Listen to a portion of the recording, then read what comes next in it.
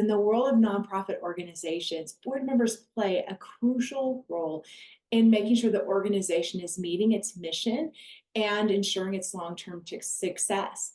And one of the ways board members do that is by fulfilling fiduciary duties.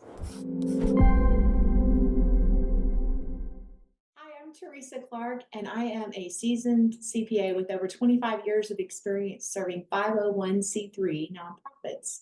I've done that internally as the CFO and externally as the auditor, and I bring my passion for ministry and a unique perspective to your financial journey. To learn more, jump on my website, teresaclark.com.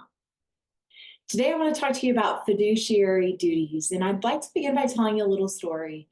I was serving on a nonprofit a few years back as a board member, and a matter came to our attention that the executive director was creating what might be called a hostile work environment for the employees. Well, this board was well structured and had a track record of meeting their fiduciary and other duties. And so we gathered together quickly, we designed a process.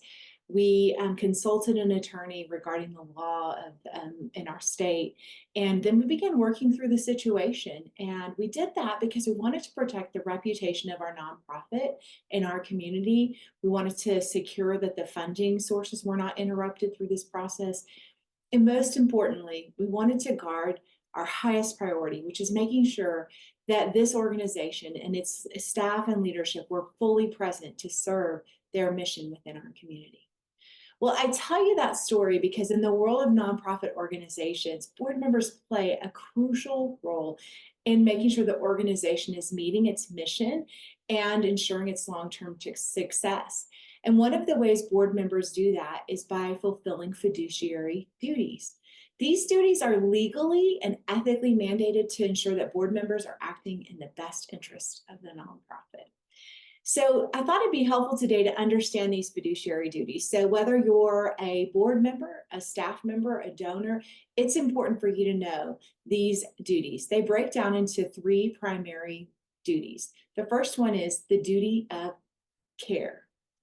The duty of care requires board members to act with the same level of care that they or a reasonably prudent person would act in those same situations, same circumstances. So this means that board members have to make decisions that are made with diligence and thoughtfulness and informed judgment. To fulfill this duty, here are some examples of things that board members would do. They would stay informed. What does that mean? Well, regularly reviewing the financial documents, the strategic plans, the governing or organizational documents, being present for board meetings, reading the materials that are provided, and being prepared to engage in those discussions. Secondly, you would ask questions. It's very important in a boardroom to create a culture where conversations and questions are normal. It just takes one person to break through that ice. And then once they do, it creates the culture. So let's create a culture of conversations before we move to a vote on a matter. The last item under the duty of care is you need to act prudently. Well, what does that mean? Well, based on the reasonable analysis of the available information, you will either seek advice when necessary, or you will move to clear decisions, prudent decisions. You'll avoid making impulsive and uninformed decisions. Okay, next is the duty of loyalty. And loyalty requires that board members prioritize the interests of the nonprofit over their personal interests. This is essential for maintaining trust and integrity within each nonprofit. Here are some examples of what that might look like. The first is avoid a conflict of interest.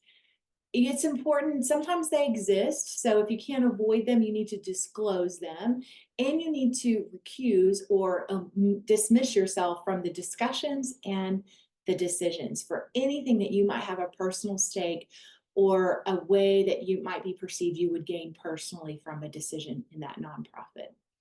The next is that you want to act in good faith. What does this look like? Well, it's acting with honesty and integrity, and it's absolutely keeping the nonprofit's interest at the forefront, making sure that the decisions align with their mission and their goals. Lastly, we want to protect confidentiality. This is maintaining the confidentiality of all the information. It's very sensitive within a nonprofit. It could include financial details, donor information, client information, and strategic planning. Lastly, a board member has the duty of obedience. No, no, no, I'm not talking about do what you say right away, obey right away. No, I'm talking about obedience of the nonprofit to comply with the applicable laws and regulations, and also adhering to its own governing documents and mission. This duty is crucial for a nonprofit to maintain legal and ethical standing. And here are some examples of what this might include. Number one, adhere to the governing documents. This includes your bylaws, your articles of incorporation, or a certificate of formation. It includes policies and procedures, making sure that all actions align with what's found in those documents. Next, we want to comply with the laws and regulations. There are federal, state, and local laws that can govern a nonprofit organization. That can be related to reporting, that can be related to approval to actually make solicitation of charitable giving, and they can include tax matters. So it's very important to be in compliance with all of these laws and regulations. The last is to uphold the mission. That makes sure that the nonprofit's activities and expenditures align with its stated mission and purpose. You want to make sure you avoid things that deviate from your core mission because they can jeopardize your nonprofit status. So in conclusion, fiduciary duties are the cornerstone of effective governance, and by adhering to these duties of care, loyalty, and obedience, board members can ensure that nonprofits that they're working in, serving in, are operating effectively, ethically, and in alignment with their mission. Well, if you're not familiar with these roles and responsibilities of board members for your nonprofit, I want to invite you to a resource I have. It's a resource that can help you plan on how to train your board in financial governance. If you're not sure where to start, you can check out my board financial literacy assessment today. It's available on my website and linked here where you're watching this video.